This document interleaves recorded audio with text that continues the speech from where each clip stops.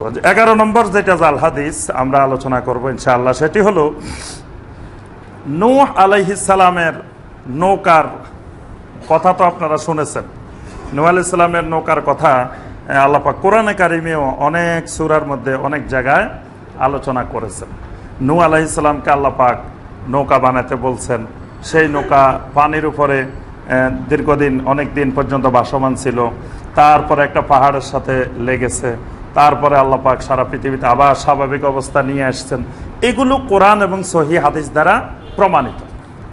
কিন্তু আমাদের দেশে একটা গল্প আছে যে নূহ আলাইহিস সালামের নৌকার ভিতরে লোকেরা যায়, কাফের মুশরিকরা পায়খানা করছে। পায়খানা করতে করতে এটা ভর্তি করে ফেলছে। এক সময় এক বুড়ি, অন্ধ বুড়ি, সেটার মধ্যে পায়খানা করতে গেছে। করতে যায় বুড়ি নাকি পড়ে গেছে। ওখানে পড়ে যাওয়ার পরে বুড়ির চোখে পায়খানাগুলো লাগছে। লাগার পরে বুড়ির চোখ ভালো হয়ে গেছে। এরপরে নাকি যে পুরা এলাকার লোকেরা এসে এসে এই পায়খানাগুলোকে ওষুধ বানায়, সবার যার যেই সমস্যা সেই সমস্যার জন্য ব্যবহার শুরু করছে। এবং এই পায়খানা সব পরিষ্কার করে তারপরে ধুয়ে মুছে পরিষ্কার করে একবার সব তারা নিয়ে গেছে। এই কাহিনী আমরা ছোটবেলা থেকে ওয়াজ মাহফিলে শুনছি আর কাঁদছি। কত বড় নবীর মুজিজা, কত বড় কারামত যে এই লোকেরা পায়খানা করছে, আবার সেই কাফের মুশরিকেরা পায়খানা পরিষ্কার করে সব কিছু নিয়ে গেছে। শুনতে কিন্তু খুব ভালো লাগে এবং নবীর মুজিজা বোঝা যায়। শুনতে অনেক মজা। এই গল্প মানুষের সামনে যদি সুর করে টানি টানি আমরা বলি, কান্দি কান্দি বলি, তাহলে মানুষ 1 লাখ টাকা দিয়েও আমাদেরকে বক্তা হিসেবে নিয়ে যাবে। যদি এই নূহ আলাইহিস সালামের এই কাহিনী আমরা শুনি, এই কাহিনী শুনেতে আধা ঘন্টা লেগে যাবে। বক্তার ওয়াজে হলো 1 ঘন্টা, আধা ঘন্টা নূহ আলাইহিস সালামের ওই নৌকার পায়খানা দিয়ে চলে যাবে, আর আধা ঘন্টা আরেকটা ধরলে চলে যাবে। বাস 1 ঘন্টা 1 লক্ষ টাকা। এটা অনেক সুবিধা, ভালো ব্যবসা। তো এটা আমরা শুনতে বলতে কোনো অসুবিধা নাই, কিন্তু সমস্যা হলো এক জায়গায় যে এই কাহিনীটা পৃথিবীর কোনো হাদিসের গ্রন্থে আসে না। মানে এটা সনদ আকারেও আসে নাই, মানে কোনো হাদিসের কিতাবেই ঢুকে নাই। এটা সম্পূর্ণরূপে একেবারে ডাহা মিথ্যা এবং একটা বানোয়াট গল্প। এটা এই মানুষের মুখে মুখে চলে আসতেছে। এটা কোনো সনদ সহকারে কোনো হাদিসের কিতাবেও ঢুকে নাই। এটাকে একটি প্রসিদ্ধ কিতাব আছে, আল ইসরাইলিয়াত ওয়াল মাউদুআত। এই কিতাবটার লেখক হলেন মোহাম্মদ আবি সোহবা। এই কিতাবের 216 থেকে 218 নম্বর পৃষ্ঠায় এই ঘটনাটা বর্ণনা করে এবং এটাকে মাউদুআত এবং ইসরাইলিয়াত, এটা ইহুদিদের মাধ্যমে প্রচলন হয়েছে। ইহুদিদের মাধ্যমেই, মানে ইহুদিরাই এই নূহ আলাইহিস সালামের এই কাহিনীটা, ইহুদি আলেমেরা আগে ওয়াজ করত, ওই ইহুদি আলেমদের থেকে শুনতে শুনতে আস্তে আস্তে আমাদের মধ্যে চলে আসছে। তো যেসব অঞ্চলে মানুষ জাল হাদিস সম্পর্কে সচেতন, সেসব এলাকায় ঢুকতে পারে নাই। আর যেই এলাকাগুলোতে একটু দুর্বলতা আছে ওই এলাকায় ঢুকে গেছে। আচ্ছা, তাহলে এখানে আপনাদের কাছে একটা প্রশ্ন করি, যারা ইহুদিদের বানানো গল্প দিয়ে ওয়াজ করে তারাই তো ইহুদির দালাল। অথচ যারা সহি হাদিস দিয়ে বয়ান করে, যারা কোরআন দিয়ে বয়ান করে, কোরআনের পৃষ্ঠা আয়াত নম্বর কত, হাদিসের কোন অধ্যায় কোথায় আছে, এটা হাদিস সহি না দঈফ, এইরকম বয়ান করে, তাদেরকে উল্টা বলা হয় ইহুদির দালাল। অথচ যারা এই নূহ আলাইহিস সালামের কাহিনী বর্ণনা করে, এটা ইহুদিদের ঘটনা, ইহুদিরা বর্ণনা করছে, ইহুদিদের শুনে শুনে তারাও বর্ণনা করেন, তারাও ওয়াজ করেন। এই কথাটা ইসরাইলিয়াত, মানে মোহাম্মদ আবি সোহবা তিনি বলছেন যে এটা ইসরায়েলি কাহিনী, ইসরায়েলি রওয়ায়াত। ইহুদিরা এগুলো বর্ণনা করছে তাদের বিভিন্ন বইতে, বিভিন্ন জায়গায়, এসব মিথ্যা কাহিনী। আস্তে আস্তে পর্যায়ক্রমে এগুলো আমাদের মুসলিম সমাজে, বিশেষ করে আমাদের এই বাংলাদেশ, ভারত, পাকিস্তানে সরলতার সুযোগে ঢুকে গেছে। এই জন্য ইমাম মালিক রহমতুল্লাহ আলাইহি বলছেন, মদিনায় অনেক বড় বড় আল্লাহওয়ালা মুত্তাকিন মানুষ আছে, এদের কাছে আমি 1 লক্ষ দিনার আমানত রাখতে রাজি, কিন্তু একটা হাদিস যদি বলা হয় আমি ইমাম মালিক নিব না। কারণ এরা এত সরল, এদের ভিতরে জাল হাদিস ঢুকাই দেওয়া সহজ। কারণ একটু যদি মানে চোখের পানি আসে বা একটু নরম করা যায় জাল হাদিস দিয়ে, তো এরা সহজে এটারে গ্রহণ করবে। কারণ বলবে যে অসুবিধা কি, আমি মিথ্যা কথা দিয়ে মানুষের চোখে পানি এনেছি, মানুষের চোখে আমি অন্তরে আল্লাহর ভয় ঢুকাই দিছি, অন্তর নরম করে দিছি মিথ্যা কথা দিয়ে। তো মিথ্যা কথা দিয়ে হেদায়েত করলাম, তো মিথ্যা কথা দিয়ে মানুষ হেদায়েত পাইছে, আমি জাহান্নামী। কারণ নবী সাল্লাল্লাহু আলাইহি ওয়াসাল্লামের নামে কোনো মিথ্যা কথা বললে নবী সাল্লাল্লাহু আলাইহি ওয়াসাল্লাম স্পষ্ট বলছেন ফালিয়াতাবাওয়া মাকআদাহু মিনান নার। তো মানুষকে জান্নাতি বানায়, আমি জাহান্নামে যাই, লাভটা কি?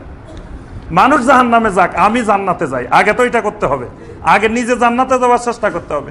এখন নিজে জাহান্নামে যাই, মানুষকে জান্নাতি বানানোর চেষ্টা, এইটা এই জন্য এই সরলতাকে যুগে যুগে মুহাদ্দিসিন ইকরাম তাদের থেকে দূরে থাকতেন, তাদের সোহবত নিতেন। ইবাদত বন্দেগীতে আমলের ক্ষেত্রে তারা খুব আগ্রহী ছিলেন, খুব তাদের মধ্যে জুহদিয়ত ছিল, তাকওয়া ছিল। কিন্তু ইলমের ক্ষেত্রে, বিশেষ করে ইলমে হাদিসের ক্ষেত্রে তাদের সরলতা ছিল। আমাদের এই উপমহাদেশে এই সরলতার সুযোগে এই জাল হাদিসগুলো আমাদের মধ্যে বিস্তার লাভ করছে। 12 নম্বর যে জাল হাদিসটি আমরা আলোচনা করব সেটি হলো যে পৃথিবীতে একজন লোক বেহেশত বানাইছিল, নাম শুনছেন? সাদ্দাত। দেখেন, বলার আগেই সবাই জানে যে পৃথিবীতে একজন নাকি খুব সুন্দর একটা বেহেশত বানাইছে। বেহেশত বানাই, সেই বেহেশতের মধ্যে ঢুকতে গেছে, এক পা দিছে আর এক পা এখনো দেয় নাই, এমন সময় তার মৃত্যু এসে গেছে, এবং মৃত্যু আসার কারণে বেহেশতে সে ঢুকতে পারে নাই। এইটাও একেবারে ডাহা মিথ্যা কথা, এবং এটা সনদ আকারেও কোনো হাদিসের গ্রন্থে ঢুকে নাই। এটা হাদিসের কিতাবের বাহিরের কথা, মানে একেবারে মিথ্যা বানোয়াট ভিত্তিহীন গল্প। সাদ্দাত নামে কোনো ব্যক্তির কথা কোরআনে কারিমে আল্লাহ সুবহানাহু ওয়া তাআলা উল্লেখ করেন না, এই নামটাই নেই কোরআনে কারিমে। আবার কোনো হাদিসের কিতাবেও সাদ্দাত নামে কোনো মানুষ পৃথিবীতে ছিল এইরকম কোনো বর্ণনা সহিহ দঈফ কোনো হাদিসে আসে নাই। সাদ্দাত নামে কোনো লোক পৃথিবীতে ছিল, সেই রকম বেহেশত বানাইছে, তারপরে অনেক সুন্দর সুন্দর বালাখানা বানাইছে, তারপরে ঢুকতে গেছে, শেষে গিয়ে ঢুকতে পারে নাই, মরে গেছে। এই গল্প কিন্তু শুনতে অনেক মজা, খুব ভালো লাগে যে দুনিয়াতে দেখো আহারে বেহেশত বানালো, মহিলারা শুনে আর কান্দে, আহারে দেখো এত সুন্দর করে একটা বেহেশত বানাইছে, লোকটা একটু ঢুকতেই পারলো না, একটু বসতেও পারলো না, একটু সেখানে আরামও করতে পারলো না, তার আগে দুনিয়া থেকে চলে গেছে। এইটা সম্পূর্ণ বানোয়াট এবং ভিত্তিহীন কথা। এইটাও ওই যে আল ইসরাইলিয়াত ওয়াল মাওদুআত, মোহাম্মদ আবি সোহবা রাহিমাহুল্লাহ তিনি তার কিতাবে বর্ণনা করছেন। এই কিতাবের 282 থেকে 286 নম্বর পৃষ্ঠায় এই মিথ্যা কাহিনীর কথা বর্ণনা করা আছে। অর্থাৎ এটা কোনো হাদিসের কিতাবে ঢুকা জাল হাদিস না, এটা হাদিসের কিতাবের বাহিরের জাল হাদিস। এরপরে আমরা 13 নম্বর জাল হাদিসে আসি। 13 নম্বর জাল হাদিস হলো ইব্রাহিম আলাইহিস সালামের ছেলে ছিল কয়জন? 2 জন। একজনের নাম ইসমাইল আলাইহিস সালাম, আরেকজনের নাম ইসহাক আলাইহিস সালাম। কোরবানি দিয়েছেন কাকে? ইসমাইল আলাইহিস সালামকে। আল্লাহ পাক সূরা সাফফাতের মধ্যে এই ঘটনাটা অত্যন্ত সুন্দরভাবে আল্লাহ সুবহানাহু ওয়া তাআলা বর্ণনা দিয়েছেন যে ইব্রাহিম আলাইহিস সালাম আল্লাহর কাছে দোয়া করলেন, রব্বি হাবলি মিনাস সালিহিন, আল্লাহ আমাকে একটা সালেহীন সন্তান দাও। আল্লাহ সুবহানাহু ওয়া তাআলা বলছেন, ফাবাশশারনাহু বিগুলামিন হালিম, আমি তোমাকে একটা হালিম সন্তান দিব। সুবহানাল্লাহ। এরপরে সন্তান দিলেন, দেওয়ার পরে ফালাম্মা বালাগা মাহুস সাইয়া, যখন বাবার সাথে চলাফেরা করার মতো বয়সে উপনীত হলো, ক্বালা ইয়া বুনাইয়া ইন্নী আরা ফিল মানাম, একদিন ছেলেকে ডাকলেন, ডেকে বললেন, বাবা আমি স্বপ্নে দেখতেছি, আন্নী আযবাহুকা, তোমাকে জবাই করতেছি, ফানজুর মাযা তারা, এই ব্যাপারে তোমার অভিমত কি? ছেলে বলে উঠলেন, ক্বালা ইয়া আবাতি ফাআল মা তুমার, আব্বা আপনাকে যেই নির্দেশ দেওয়া হয়েছে আপনি সেই নির্দেশটা বাস্তবায়ন করুন। সুবহানাল্লাহ। সাতাজিদুনি ইনশাআল্লাহু মিনাস সাবিরিন, ইনশাআল্লাহ আপনি আমাকে সাবিরিনদের অন্তর্ভুক্ত পাবেন। সুবহানাল্লাহ। ফালাম্মা আসলামা ওয়া তাল্লাহু লিল জাবিন, যখন দুইজনেই আল্লাহর কাছে আত্মসমর্পণ করলেন এবং চিৎ করে শোয়াই দিলেন, ওয়ানাদাইনাহু ইয়া ইব্রাহিম, আল্লাহ পাক বলেন আমি ডাক দিলাম, হে ইব্রাহিম, কাদ সাদ্দাক্তার রুইয়া, তুমি যেটা স্বপ্নে দেখেছো সেই স্বপ্নের বাস্তবায়ন হয়ে গিয়েছে। ইন্না কাযালিকা নাজজিল মুহসিনিন, এইভাবেই আমি মুহসিনিনদেরকে প্রতিদান দিয়ে থাকি। সুবহানাল্লাহ। এরপর আল্লাহ পাক ইসমাইল আলাইহিস সালামের পরিবর্তে একটা দুম্বা পাঠাই দিলেন, সেই দুম্বাটা কোরবানি দিয়ে ইসমাইল আলাইহিস সালাম রক্ষা পেলেন। এই ঘটনাটা কত সুন্দর করে আল্লাহ পাক কোরআনে কারিমের মধ্যে উল্লেখ করেছেন। কিন্তু এই ঘটনার সাথে কতগুলো মিথ্যা কথা প্রচলন হয়ে গেছে, যেগুলো কোরআনে কারিমেও আল্লাহ সুবহানাহু ওয়া তাআলা বলেন নাই, নবী সাল্লাল্লাহু আলাইহি ওয়াসাল্লাম হাদিসেও বলেন নাই। এর মধ্যে এক নম্বর মিথ্যা কথা, আল্লাহ পাক নাকি ইব্রাহিম আলাইহিস সালামকে স্বপ্নে দেখাইছেন বারবার, তোমার প্রিয় বস্তুটা কোরবানি করো। এরপর ইব্রাহিম আলাইহিস সালাম চিন্তা করতেছেন যে আমার প্রিয় বস্তু কোনটা, প্রিয় বস্তু কোনটা খুঁজে পাচ্ছেন না। খুঁজতে খুঁজতে খুঁজতে খুঁজতে অনেক গবেষণা করে উনি পাইলেন যে ওনার প্রিয় বস্তু হইল ইসমাইল আলাইহিস সালাম, ছেলেটাই তার কাছে প্রিয়। তখন তিনি ছেলেকে কোরবানি করার ব্যাপারে সিদ্ধান্ত নিয়েছেন। এই যে প্রিয় বস্তু কোরবানি করার কথা, এইটা কোনো কোরআনে কারিমেও বলা হয় নাই এবং কোনো হাদিসেও সহিহ দঈফ জাল কোনো হাদিসে আসে নাই, মানে কোনো হাদিসের কিতাবেই ঢুকে নাই। সম্পূর্ণ ভিত্তিহীন এবং বানোয়াট যে প্রিয় বস্তু কোরবানি করতে বলছেন, প্রিয় বস্তুর কথা নাই। সরাসরি এখানে ইব্রাহিম আলাইহিস সালাম বলছেন, আয়াত এখানে স্পষ্ট, ক্বালা ইয়া বুনাইয়া ইন্নী আরা ফিল মানামে আন্নী আযবাহুকা। ছেলেকে ডেকে বলছেন, বাবা আমি স্বপ্নে দেখতেছি তোমাকে জবাই করতেছি। তো স্বপ্নে তো প্রিয় বস্তু কোরবানি করার কথা দেখেন নাই, ছেলেকে কোরবানি করতেছেন, জবাই করতেছেন, এটাই তিনি সরাসরি স্বপ্নে দেখছেন। কিন্তু এখানে মিথ্যা গল্প ঢুকে গেছে যে প্রিয় বস্তু কোরবানি করতে দেখছেন।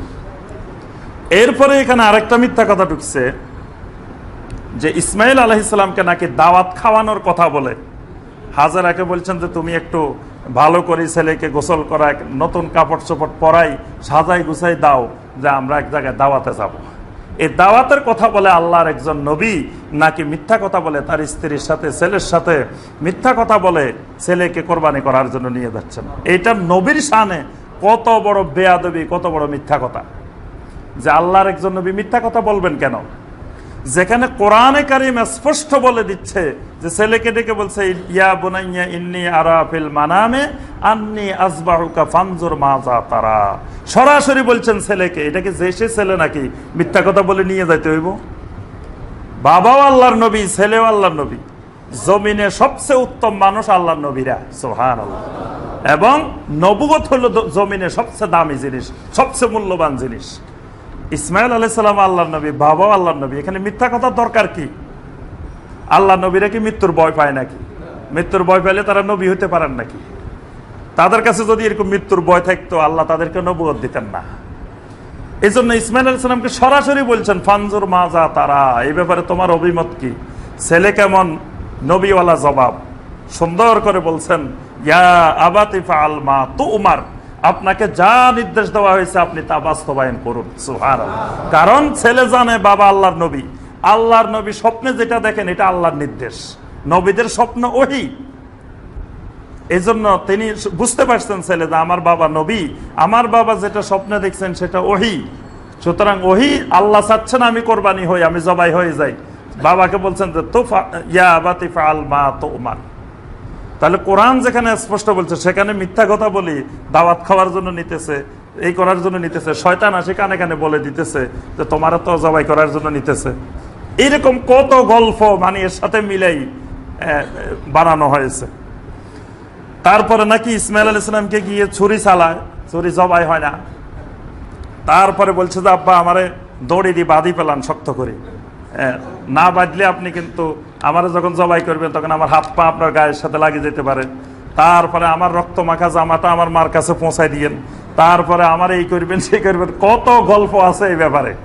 এগুলো সব ডাহা মিথ্যা কথা, এগুলো সনদবিহীন মিথ্যা কথা, মানে কোনো হাদিসের ভিতরে ঢুকার মিথ্যা কথা না, হাদিসের কিতাবে ঢুকা জাল হাদিস না, এই এমনি কমন মিথ্যা কথা। মানে এখানে ইসমাইল আলাইহিস সালামের ব্যাপারে আল্লাহ পাক স্পষ্ট যেখানে আয়াত বলে দিচ্ছেন যে পালাম্মা আসলামা ওয়া তাল্লাহু লিল জাবিন, যখন দুইজনেই একমত হয়ে গেলেন আল্লাহর হুকুম বাস্তবায়ন করবেন, ওয়া তাল্লাহু লিল জাবিন শোয়াই দিবেন, তখনই আল্লাহ পাক বলছেন ওয়া নাদাইনাহু আইয়া ইব্রাহিম। ছুরি চালানো লাগে নাই, এখানে ওয়াও ব্যবহার করছেন আল্লাহ পাক। ওয়াও মানে তাৎক্ষণিক, আর সুম্মা মানে একটু পরে, এখানে সুম্মা আসে না, এখানে ওয়ানাদাইনাহু আইয়া ইব্রাহিম, সাথে সাথে আল্লাহ সুবহানাহু ওয়া তাআলা ডাক দিয়েছেন, হে ইব্রাহিম কাদ সাদ্দাকতার রুইয়া, তোমার স্বপ্ন বাস্তবায়ন হয়ে গেছে। সুবহানাল্লাহ। আল্লাহ পাক এখানে জবাই করুক এটা চান নাই, আল্লাহ পাক চাইছেন আমার হুকুমের সামনে মাথা নত করে কিনা, আমি জবাই করতে বলছি জবাই করার জন্য এরা রাজি হয়েছে কিনা, এটাই হলো আল্লাহ সুবহানাহু ওয়া তাআলার মূল দেখার বিষয়। আল্লাহ পাক দেখছেন যে বাপও রাজি ছেলেও রাজি। সুবহানাল্লাহ। সুতরাং এখানে ওই এত নাটক সাজানোর আল্লাহর জন্য দরকার নেই। আল্লাহ পাক মনের অবস্থাটা খুব গভীরভাবে জানেন, আমাদের অন্তরে কি নড়াচড়া করতেছে, কি ইচ্ছা করতেছে, সব রাব্বুল আলামিনের কাছে জানা আছেন। ওইটা যদি রাব্বুল আলামিনের জানা না থাকতো তা আরবের কোনো মুনাফেককে জীবনেও কেউ মুনাফেক হিসেবে ধরতে পারতো না। কারণ এদের বাহ্যিক চেহারা দেখলে তো বিরাট আল্লাহর ওলি, বিরাট বুজুর্গ মুনাফেক যারা ছিল, কিন্তু এদের অন্তরের অবস্থা আল্লাহ সুবহানাহু ওয়া তাআলা জানতেন। এজন্য আল্লাহ পাক জানাই দিয়েছেন যে এগুলা মুনাফেক। আল্লাহ পাক অন্তরের অবস্থা জানেন বলেই এদেরকে মুনাফিক হিসেবে ঘোষণা দিয়েছেন, নবী সাল্লাল্লাহু আলাইহি ওয়াসাল্লামকে জানাই দিয়েছেন। নবী সাল্লাল্লাহু আলাইহি ওয়াসাল্লাম হুযায়ফা ইবনুল ইয়ামান রাদিয়াল্লাহু তাআলা আনহুকে কানে কানে বলে দিয়েছেন মুনাফিকের তালিকা, কারণ এদের দ্বারা ইসলাম ক্ষতিগ্রস্ত হতে পারে। তাহলে এই মুনাফিকের তালিকা করা সম্ভব হয়েছে কিভাবে? যে আল্লাহ সুবহানাহু ওয়া তাআলা অন্তরের অবস্থা জানেন বলেই। তাহলে তাদেরকে আল্লাহ পাক কোরবানি করতে বলছেন, অন্তরে তাদের কি ইচ্ছা সেটা আল্লাহ পাক জেনে ফেলছেন। জানার পরেই আল্লাহ পাক ডাক দিছেন, ওয়ানাদাইনাহু আইয়া ইব্রাহিম কাদ সাদ্দাকতার রুইয়া, তোমার স্বপ্ন বাস্তবায়ন হয়ে গেছে। সুবহানাল্লাহ। তাহলে এই যে কোরবানি সংক্রান্ত, এবং এটাকে প্রসিদ্ধ একটা কিতাব আছে আসনাল মাতালেব, কিতাবটার নাম হলো আসনাল মাতালেব। এই কিতাবের লেখক হলেন মোহাম্মদ ইবনু সাইয়্যিদ দরবেশ হুত, মানে উনি দরবেশ হুত নামে পরিচিত, এমনি ওনার আসল নাম মোহাম্মদ ইবনে সাইয়্যিদ।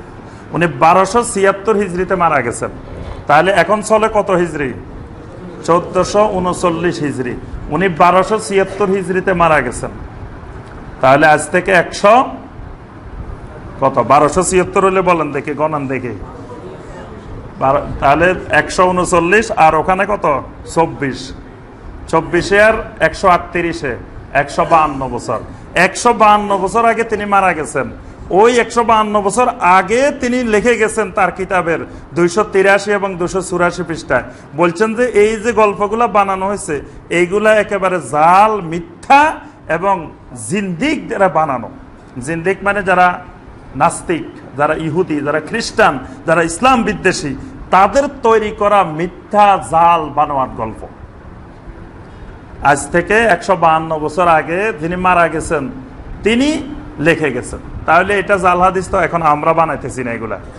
আর এগুলা জাল হাদিস মানে এগুলা সনদবিহীন জাল হাদিস। জাল হাদিস দুই রকমের বলছি না, কিছু কিতাবে ঢুকা জাল হাদিস, আর এগুলো কিতাবেই ঢুকে নাই, কিতাবের বাইরে বাইরে ঘুরতেছে, এগুলা মানুষের মুখে মুখেই ঘুরতেছে, এগুলা কোনো হাদিসের গ্রন্থে ঢুকে নাই।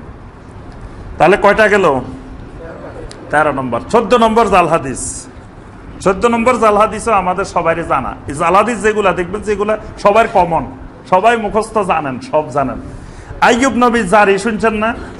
হ্যাঁ, আইয়ুব নবী জারি আর বিবি রহিমার জারি, এইটা শুনে না এরকম মুসলমান মনে বাংলাদেশে নাই। মহিলারা শুনে আর কান্দে, আহারে দেখো কি অসুখ হয়েছে, পুরা শরীর খাই ফেলছে পোকায়, শেষে আসি জিব্বায় ধরছে, তখন কয় হারে আল্লাহ, এই জিব্বা যদি খাই ফেলায় পোকায় তাহলে তো আমি এবার তোমার জিকির করতে পারবো না, সুতরাং আমাকে রক্ষা করো, আমার জিব্বাটা যাতে না খায়, পুরা শরীর খাই ফেলছে অসুবিধা নাই। সব স্ত্রী একে একে চলে গেছে, কিন্তু বিবি রহিমা স্বামীর খেদমতে রয়ে গেছে, স্বামীরে ছাড়ি যায় না। আল্লাহ বিবি রহিমার উপরে যে খুশি হয়ে গেছে। অথচ কোরআনে কারিমে হাদিসে কোথাও বিবি রহিমা নামে কোনো মহিলার নামে আসে নাই। এই নামটাই কাল্পনিক, নামটাই বানোয়াট। রাহিমা, রাহিমা মানে রাহিমের স্ত্রীলিঙ্গ। রাহিম কে? আল্লাহ সুবহানাহু ওয়া তাআলা। আল্লাহর আবার স্ত্রীলিঙ্গ হয় কেমনে? শিরকি নাম, নামটাই শিরকি। রাহিমের স্ত্রীলিঙ্গ রাহিমা, তো রাহিমা মুসলমানের নাম হয় কেমনে? আল্লাহ পাকের কি নামগুলোর স্ত্রীলিঙ্গ আছে? আল্লাহর কোন নামের স্ত্রীলিঙ্গ নাই। আর তিনি যদি আল্লাহর নামের সাথে নাম হতো তো হয়তো আমাতুর রাহিম, মানে আব্দুর রহিম। পুরুষ হইলে আব্দুর রহিম, মহিলা হইলে আমাতুর রহিম, মানে রহিমের বান্দা, রহিমের বান্দি। বান্দির আরবি হলো আমাত, মানে আব্দুল্লাহ আমাতুল্লাহ, পুরুষের নাম যেমন আব্দুল্লাহ রাখা হয়, মহিলার নাম আমাতুল্লাহ রাখা যায়। আমাতুল্লাহ মানে আল্লাহর বান্দি, আল্লাহর দাসী। তো ঠিক আব্দুর রহিম মহিলার নাম হলে আমাতুর রাহিম, কিন্তু তার নামে হয়ে গেছে সরাসরি আল্লাহ, নাউজুবিল্লাহ। তাহলে যার বানাইছে নামটা তারা চিন্তা করে নাই, আমরা যে ধরে ফেলবো এটা তারা চিন্তা করে নাই। কিন্তু আমরা যে এখন নাম শুনে তো বুঝতেছি যে এটা যে কোনো মুসলমান বানায় নাই, এটা ইহুদিরাই বানাইছে, মুশরিকেরাই বানাইছে। কারণ রহিমা, অথচ ওই নামের অনুসরণে আমাদের দেশে কত বিবি রহিমা আছেন, এখনো বাংলাদেশে দেখবেন হাজার হাজার বিবি রহিমা আছে না? এবং কত বরকতময় নাম মনে করি, ফজিলতময় নাম মনে করে বিবি রহিমা নাম রাখে। দেখেন সাহাবাই কেরামের, নবী সাল্লাল্লাহু আলাইহি ওয়াসাল্লামের স্ত্রীদের মধ্যে, মেয়েদের মধ্যে, বা সাহাবাই কেরামের স্ত্রী মেয়েদের মধ্যে কারো নাম রহিমা নাই, কোনো জায়গায় পাবেন না রহিমা নাই। অথচ আমাদের দেশে কমন, এটা খুব ফজিলতময় নাম, বরকতময় নাম। আমরাও দোয়া করি নাম রাখার দিন, হুজুর বিবি রহিমা রাখতে চাইছি। আলহামদুলিল্লাহ, আলহামদুলিল্লাহ, খুব সুন্দর নাম, নবীর স্ত্রীর নাম, এত বড় সুন্দর নাম আর পাইবেন কই? দোয়া করতে করতে হুজুর, আল্লাহ তুমি বিবি রহিমার মতো নেককার বানাই দাও। বিবি রহিমাটাকে, রহিমা নামে যার কোনো অস্তিত্ব নাই, দোয়া করি বলতেছে আল্লাহ বিবি রহিমার মতো নেককার, দিনদার, স্বামীর খেদমত করা মহিলা বানাই দাও। কত দোয়া বিবি রহিমার জন্য। তাহলে আইয়ুব আলাইহিস সালামের অসুস্থতা, এই ব্যাপারে কোরআনে কারিমে স্পষ্ট আছে।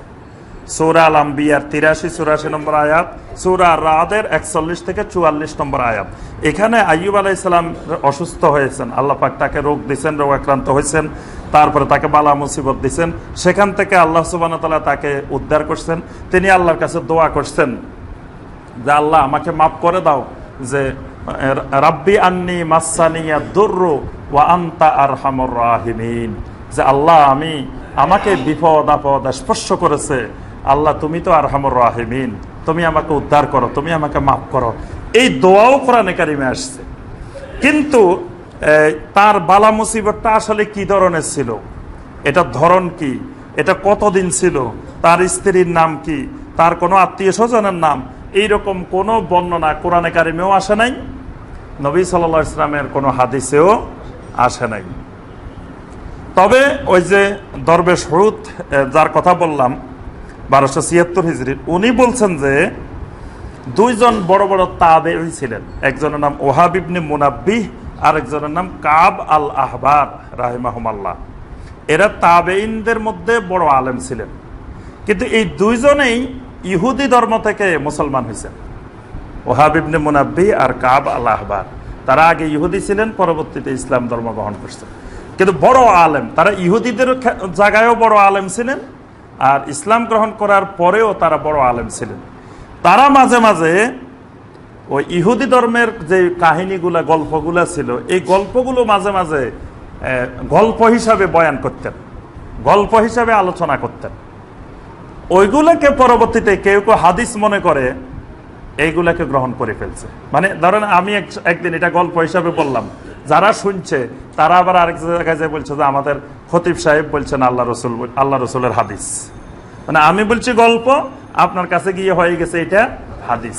তো ওনারা বলতেন গল্প, ওয়াহাব ইবনে মুনাব্বি আর কাব আল আহবার, ওনারা গল্প হিসাবে বলতেন যে এগুলো ইহুদিদের বিভিন্ন বইতে লেখা আছে এরকম এরকম।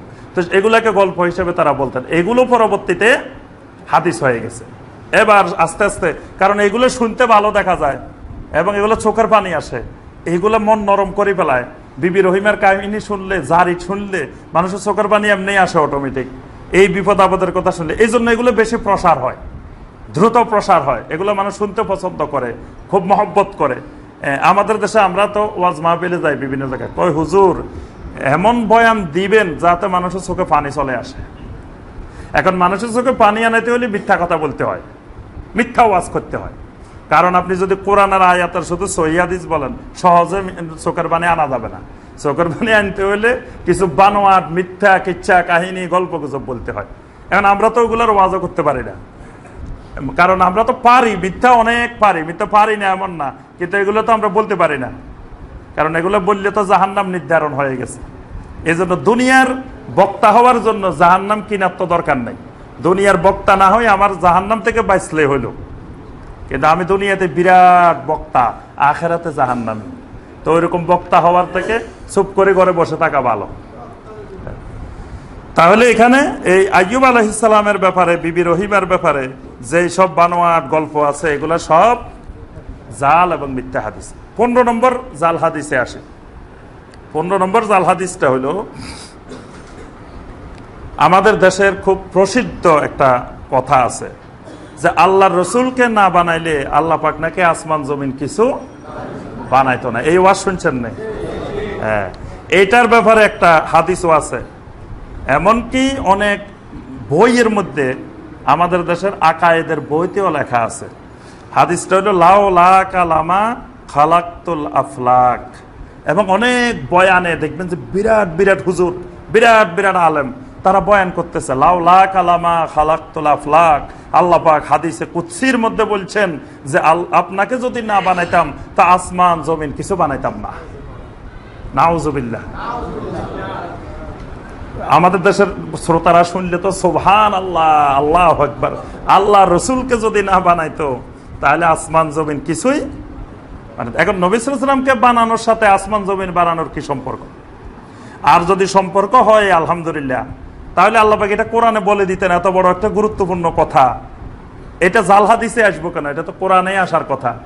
অথবা নবী সাল্লাল্লাহু আলাইহি ওয়াসাল্লাম বারবার বলতেন, শুনো, ওই আল্লাহর কসম যে আল্লাহ আমারে না বানাইলে আসমান জমিন বানাইতেন না। নবী সাল্লাল্লাহু আলাইহি ওয়াসাল্লাম অনেক বিষয়, নবী সাল্লাল্লাহু আলাইহি ওয়াসাল্লামের ফজিলতের বিষয়, মর্যাদার বিষয়, কোরআনের বিষয় অনেক কসম করছেন।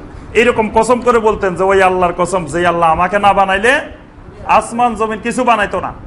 জীবনে একবারও নবী সাল্লাল্লাহু আলাইহি ওয়াসাল্লাম এই জাতীয় কোনো কথা বললেন না। একটা জাল হাদিসের মধ্যে আসছে, আর ওইটা মানুষের মধ্যে, মুসলমানদের মধ্যে এত প্রসার হয়েছে যে সবাই আকীদার অংশ বানাই ফেলছে। কয় এটা বিশ্বাস না করলে ঈমানও নাই। জাল হাদিসের ঈমানের ভিত্তি বানাই ফেলছে। যে কয় রাসূলের বিশ্বাস করে না, রাসূলের না বানাইলে আসমান জমিন বানাইতে, এ তো রাসূলের শানের খেলাপ, রাসূলের শানে বিশ্বাস করে নাই। এই লোকটা এখনো ঈমানে আসে নাই। এটাকে জাল বলছে কে? প্রথম কথা হলো এই লাউ লা কালামা খালাকতুল আফলাক, এই কথাটা আমাদের দেশে প্রসিদ্ধ হইলো হাদিসে কুদসি। তাহলে হাদিসে কুদসি হলে কোন একটা হাদিসের কিতাবে থাকতে হবে না? হয় বুখারী বা মুসলিম বা তিরমিজি বা আবু দাউদ বা নাসাই বা বাইহাকি, একটা হাদিসের কিতাবে তো থাকতে হবে। পৃথিবীর কোন হাদিসের কিতাবেই এই বাক্যটাই নাই। এমনি হাদিস তো হাদিস, আরো হাদিসে কুদসি হয়ে গেছে। হাদিসে কুদসি মানে স্বাভাবিক হাদিসের থেকে আরো উন্নত মানের, মানে এটা সরাসরি আল্লাহর কথা হাদিসে আসছে। মানে যেটা হাদিসে না সেটা হয়ে গেছে হাদিসে কুদসি। এখন এই মিথ্যা কথাটাকে, এটাকে জাল হাদিস বলছেন কে কে? কেউ কেউ মনে করতে পারে মনে হয় আমরা এরকম একটা প্রসিদ্ধ কথারে জাল হাদিস বানাই দিতেছি, পরে বলবে যে তুমি জাল। এই জন্য আমাদের জানা দরকার যে এটা জাল বলছেন কারা কারা। কয়েকজনের নাম বলি। হানাফি মাযহাবের প্রখ্যাত আলেম আল্লামা আব্দুল হাই লখনবী রহমতুল্লাহ আলাইহি, উনি 1304 হিজরিতে মারা গেছেন। তার প্রসিদ্ধ কিতাব আল আসার আল মারফুয়া, এই কিতাবের 44 নম্বর পৃষ্ঠায় উনি বলছেন যে এটা সম্পূর্ণ বানোয়াট, ভিত্তিহীন মিথ্যা কথা। এটা অন্য মাযহাবের আলেম না, হানাফি মাযহাবের আলেম আব্দুল হাই লখনবী রহমতুল্লাহ অসংখ্য কিতাব লিখছেন হানাফি মাযহাবের বিভিন্ন বিষয়ের উপরে।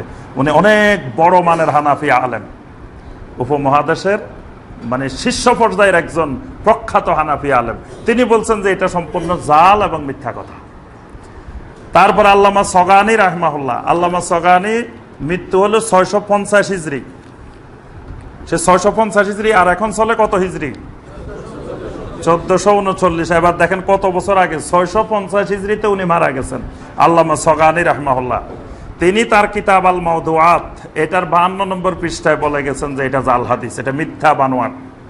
মোল্লা আলী কারি রহমতুল্লাহ আলাইহি, উনি আমাদের দেশে আলেমদের কাছে খুব প্রসিদ্ধ। মোল্লা আলী কারি রহমতুল্লাহ আলাইহি, ওনার অনেক কিতাব আমাদের দেশে পাঠ্য আছে। উমদাতুল কারি, বুখারীর সবচেয়ে বড় ব্যাখ্যা গ্রন্থ উমদাতুল কারি, মোল্লা আলী কারি রহমতুল্লাহ আলাইহি। আরো অনেকগুলো কিতাব আছে। তার একটা প্রসিদ্ধ কিতাব আল আসরার আল মারফুআ, উনি 1014 হিজরিতে মারা গেছেন। উনি বলে গেছেন এই কিতাবের 194 পৃষ্ঠায় যে এটা সম্পূর্ণ মিথ্যা বানোয়াট জাল হাদিস। আল্লামা আজলুনি রাহিমাহুল্লাহ, তিনি 1162 হিজরিতে ইন্তেকাল করছেন।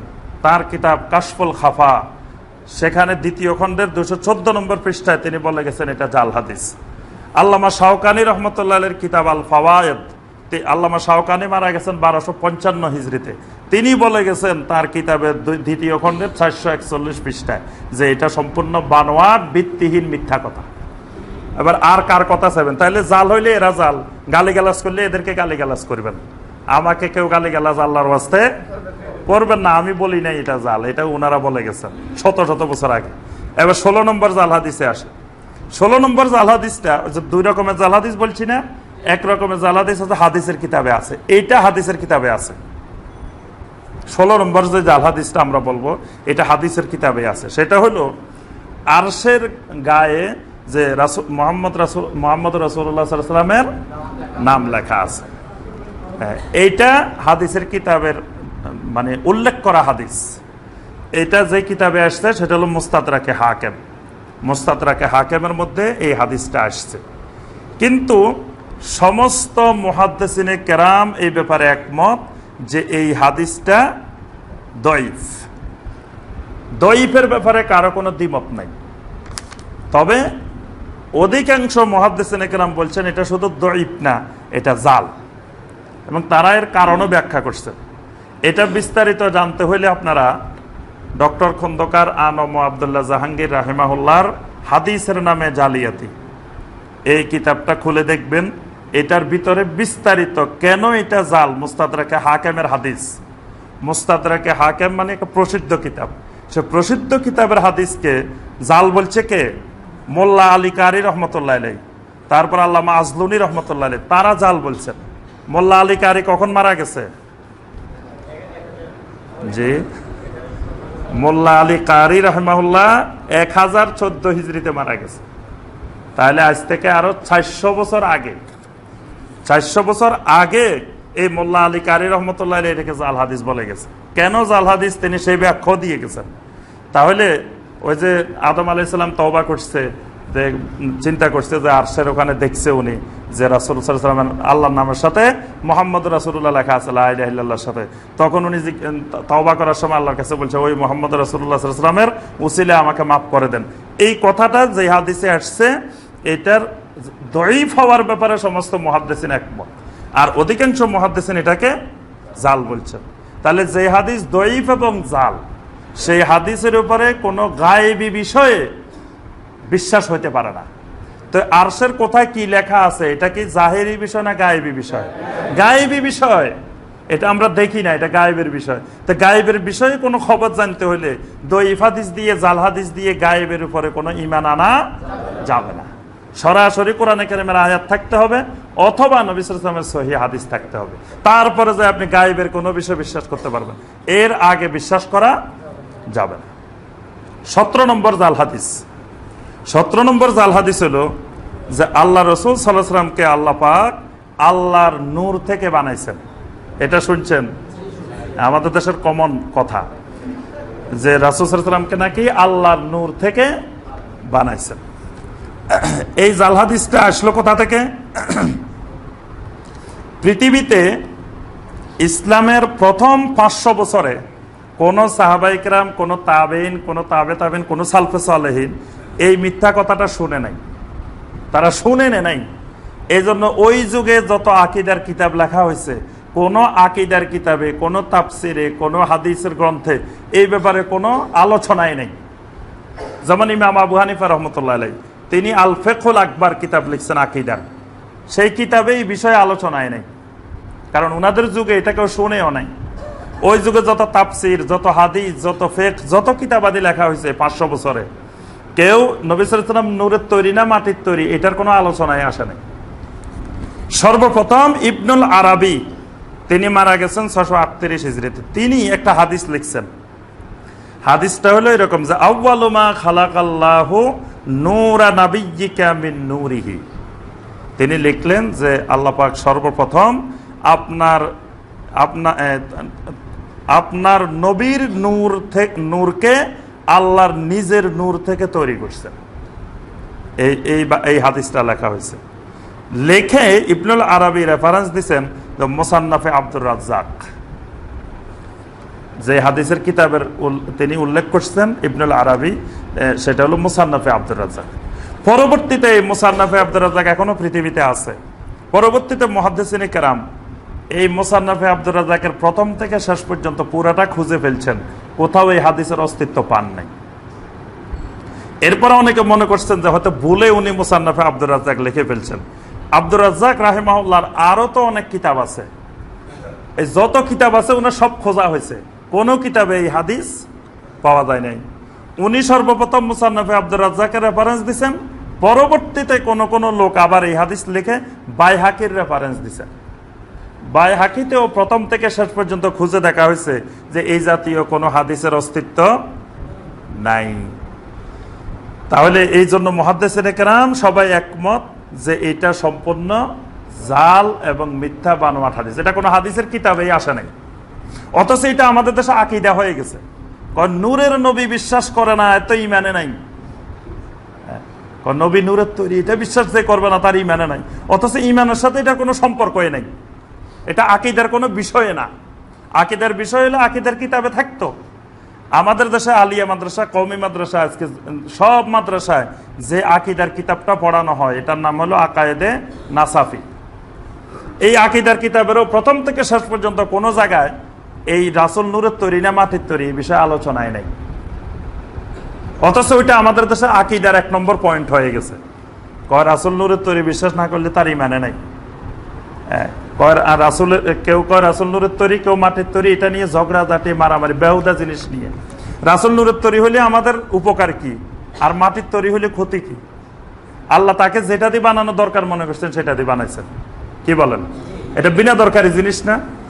আমরা কেমনে জান্নাতে যাবো, জাহান্নাম থেকে বাঁচবো, কাজ হলো এটা।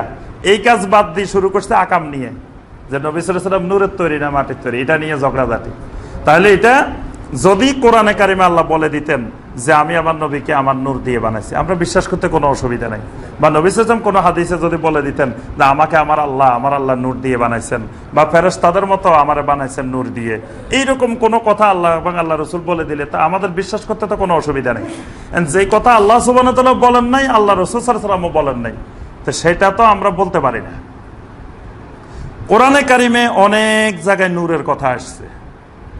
সূরা আল আরাফের 157 নম্বর আয়াতে নূরের কথা আসছে। এখানে নূর মানে কোরআন। আল্লাহ পাক বলছে ওয়াত্তাবাউন নূর আল্লাযী উনজিলা মাহু, যে তার সাথে যে নূর নাজিল হয়েছে তার ইত্তেবা করে। এখানে নূর মানে কোরআন। তারপরে আপনার সূরা সফের 8 নম্বর আয়াত আল্লাহ পাক বলছে ইউরিদুনা লিইউতফিউ নূরাল্লাহি বিআফওয়াহিহিম, আল্লাহর নূরকে তারা ফুৎকার দিয়ে নিভিয়ে দিতে চায়। আর আমাদের দেশে যারা নবীকে নূরের তৈরি বলেন তাদের একটা কমন আয়াত আছে, দলিল, সূরা আল মায়দার 15 নম্বর আয়াত, কাদ জাআকুম মিনাল্লাহি নূরুন ওয়া কিতাবুম মুবিন। আল্লাহ পাক বলছেন যে আল্লাহর পক্ষ থেকে তোমাদের কাছে নূর এসে গেছে এবং কিতাবে মুবিন আসছে। এখন এখানে আল্লাহ বলছে নূর মানে কি? আল্লাহ বলছেন নূর আসছে আর কিতাবে মুবিন আসছে। তো এখন নূরের তো আবার ব্যাখ্যা লাগবে, নূর কি। আরেকটা এখানে আকীদার বিষয় মনে রাখতে হবে, ব্যাখ্যা করা জিনিস কোনোদিন আকীদার বিষয় হয় না। মানে আকীদার বিষয় যেটা হবে এটা সরাসরি থাকবে, এটাতে কোনো ব্যাখ্যা যাওয়া যাবে না। ব্যাখ্যা করা বিষয় এটা তো ব্যাখ্যা মুফাসসিরিনে কেরাম করছেন, তাদের ব্যাখ্যা ঠিকও হতে পারে ভুলও হতে পারে। তো ওই ব্যাখ্যা আবার আকীদার বিষয় হয় কেমনে? এজন্য ব্যাখ্যা করা কোনো জিনিস পৃথিবীতে আকীদার বিষয় হইতে, আল্লাহ পাক বলছেন শুধু নূর ওয়া কিতাবুম মুবিন, নূর আসছে। আল্লাহ পাক কেন বলেন না কাদ জাআকুম মিনাল্লাহি মুহাম্মাদুন নূরুন ওয়া কিতাবুন মুবিন, যে মুহাম্মদ নূর আর কিতাবে মুবিন আসছে, কথা বলেন নাই, শুধু নূর বলছেন। এই নূরের মুফাসসিরিনে কেরাম 5টা ব্যাখ্যা দিয়েছেন। যিনি প্রধান মুফাসসির আব্দুল্লাহ বিন আব্বাস এবং ইবনে যায়েদ, তারা দুইজনে বলছেন যে এখানে নূর মানে কোরআন। আল্লামা সুদ্দী রাহিমাহুল্লাহ বলছেন এখানে নূর মানে ইসলাম। ইমাম দহাক রাহিমাহুল্লাহ বলছেন এখানে নূর মানে মুহাম্মদ সাল্লাল্লাহু আলাইহি ওয়াসাল্লাম। ইবনে বাহার রাহিমাহুল্লাহ বলছেন এখানে নূর মানে আল বাইয়িনাত। ইবনে ঈসা রাহিমাহুল্লাহ বলছেন এখানে নূর মানে আশ-শামস। তাহলে 5টাই কিন্তু ব্যাখ্যা, সবগুলোর মধ্যে যে কোনোটা হতে পারে, নাও হতে পারে।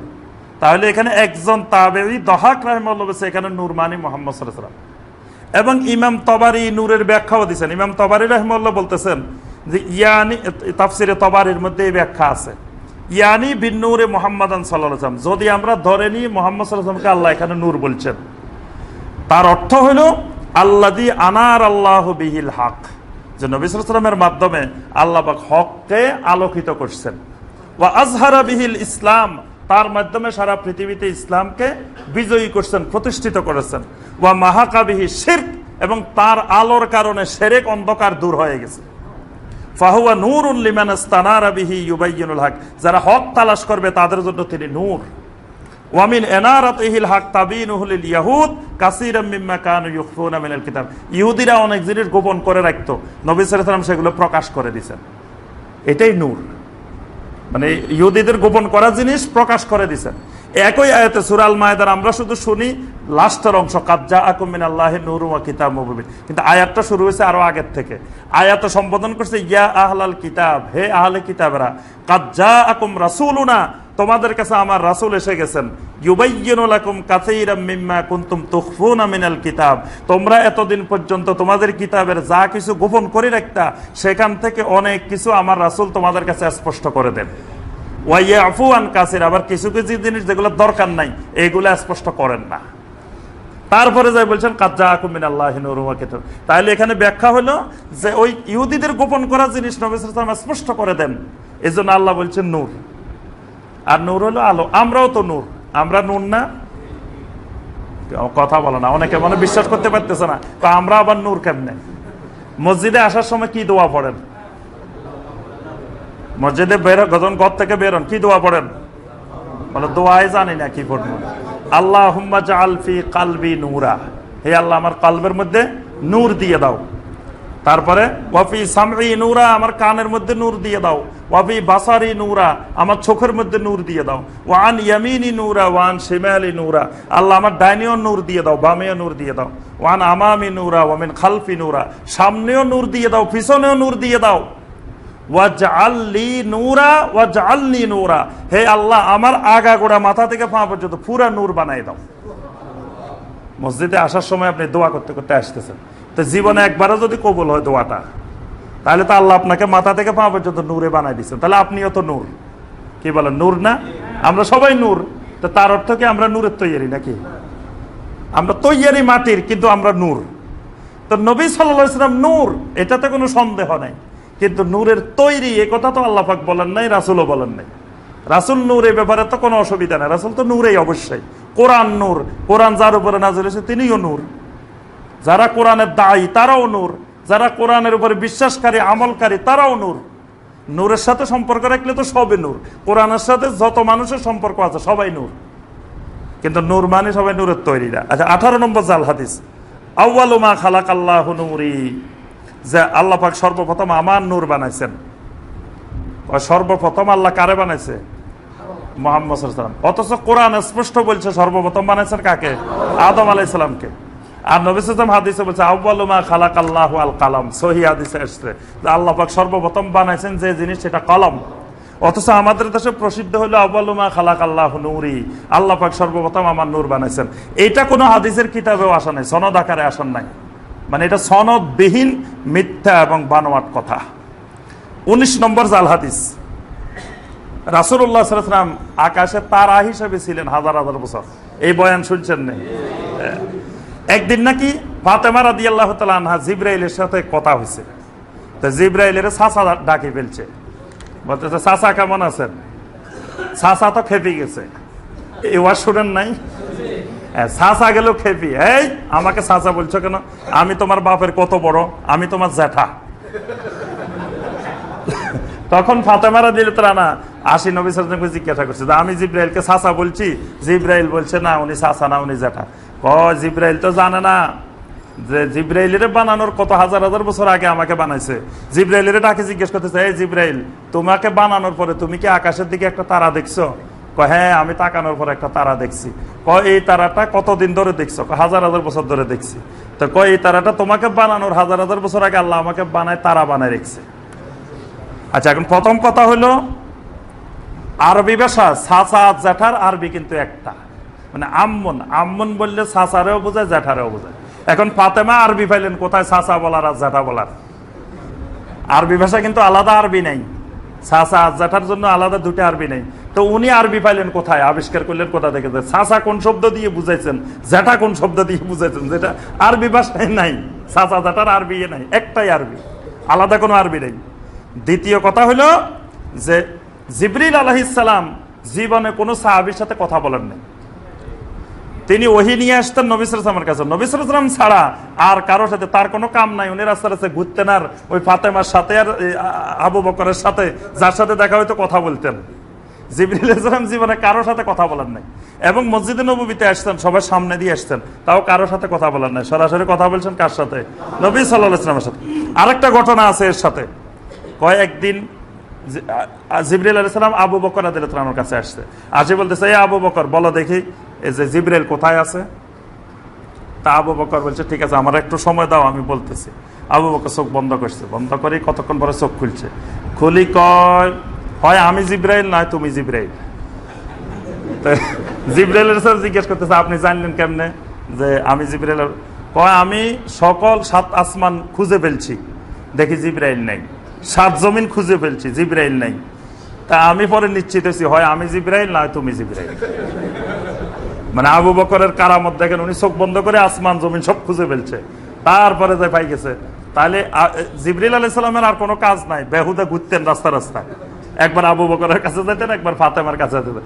এই জাতীয় যত কিচ্ছা কাহিনী, এগুলো সম্পূর্ণরূপে মিথ্যা কথা। সর্বশেষ যেটা, কুনতু নাবিয়্যা ওয়া আদামু বাইনাল মাই ওয়াত তিন, 20 নম্বর জাল হাদিস, যে আমি তখনও নবী ছিলাম যখন আদম পানি আর মাটির মধ্যে ছিল। এটার সনদওয়ালা জাল হাদিস। তবে এই কথাটা সহি হাদিসও আছে, মানে এই বাক্যটা জাল, কিন্তু এই কথাটা ঠিক আছে।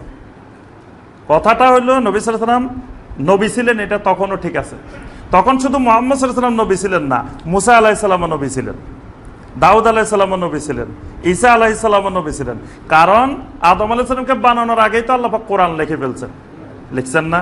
ওই কোরআনের মধ্যেই তো সব নবীদের 25 জন নবীর নাম আছে। তো এরা তো আদম বানানোর আগেই নবী, এদেরকে তখনও বানানো হয় নাই। একজন নবীও তখনও বানানো, নূহ আলাইহিস সালামকে বানানো হয় নাই, তারপরে হুদ আলাইহিস সালামকে বানানো হয় নাই, সালেহ আলাইহিস সালামকে বানানো হয় নাই, তারপরে দাউদ আলাইহিস সালামকে বানানো হয় নাই, সুলাইমান আলাইহিস সালামকে বানানো হয় নাই। কিন্তু কোরআনে তাদের নাম উঠে গেছে। ওই জন্য তো দুজনে ঝগড়া লাগছিলেন, আদম আর মুসা আলাইহিস সালাম। তখন আদম আলাইহিস সালাম জিজ্ঞাসা করছে, তোমার বানানোর কয় বছর আগে তাওরাত হয়েছে? 50,000 বছর আগে। তো তোমার তাওরাতের মধ্যে তো লেখা আছে ফাআসা আদামু রাব্বাহু ফাগাওয়া, যে আদম তার রবের নাফরমানি করছে। তা আমি যে কর্ম এইভাবে দুনিয়াতে আসবো, এটা তো তোমার বানানোর আগে আল্লাহ ঠিক করে রেখেছে, আমাকে বানানোর আগে আল্লাহ ঠিক করে রেখেছে। তো তাহলে আল্লাহ পাক আদম বানানোর আগেই তো ঠিক করে রেখেছে যে মুহাম্মদ রাসূলুল্লাহ সাল্লাল্লাহু আলাইহি ওয়াসাল্লাম নবী হবেন। তার নাম তো আগেই উঠে গেছে কোরআনে কারিমের মধ্যে, আল্লাহর কিতাবগুলোর মধ্যে। তো তাহলে তিনি তখন নবী ছিলেন, এটা কথা তো ঠিকই আছে। কিন্তু তার অর্থ এই নয় আদম বানানোর আগে আল্লাহ রসুলের বানাই রেডি করে রাখছে। তাহলে তো আল্লাহ পাক কোরআনে বারবার বলতেন যে সর্বপ্রথম মানুষ হলো মুহাম্মদ রাসূলুল্লাহ সাল্লাল্লাহু আলাইহি ওয়াসাল্লাম। কিন্তু আল্লাহ পাক বারবার বলতেছেন আমি বানাইছি কাকে? আদম আলাইহিস সালামকে। তার বানানোর ঘটনাও আল্লাহ পাক বর্ণনা করছেন।